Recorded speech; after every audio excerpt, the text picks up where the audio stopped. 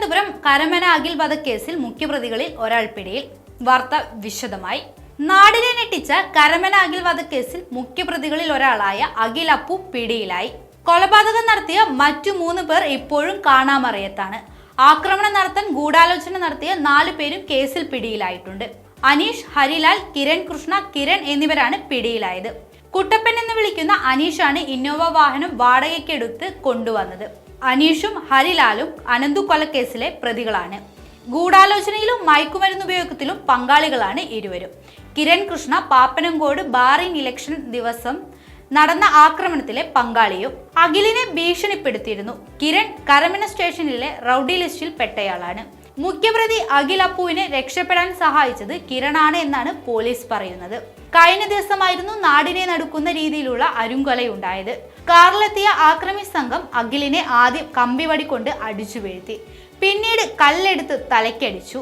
വിനീഷ് രാജ്, അഖിൽ, സുമേഷ്, അനീഷ് എന്നിവരാണ് പ്രതികൾ തമിഴ്നാട്ടിലേക്ക് കടക്കാനുള്ള സാധ്യതയും പോലീസ് തള്ളുന്നില്ല. കഴിഞ്ഞ 26-ന് പാപ്പനംകോടുള്ള ബാറിലെ തർക്കമാണ് കൊലയിലേക്ക് നയിച്ചത്. 2019-ൽ അനന്തുവിനെ ക്രൂരമായി കൊല ചെയ്ത സംഘത്തിലുള്ളവർ തന്നെയാണ് അഖിലിന്റെ കൊലയ്ക്ക് പിന്നിലും. 2019 മാർച്ചിൽ കൊഞ്ചിറവിള ക്ഷേത്രത്തിലെ ഉത്സവത്തിനിടെയാണ് അന്ന് കൊല്ലപ്പെട്ട അനന്തുവും പ്രതികളും തമ്മിൽ തർക്കമുണ്ടായത്.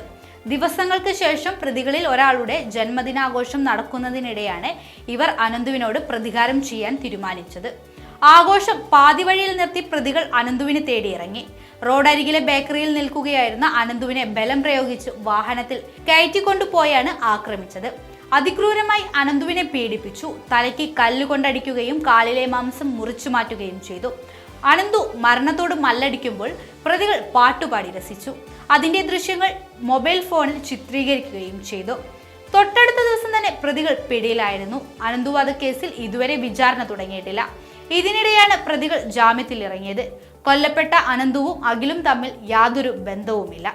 പ്രതികൾ ലഹരിക്ക് അടിമകളാണെന്ന് പോലീസ് പറഞ്ഞു.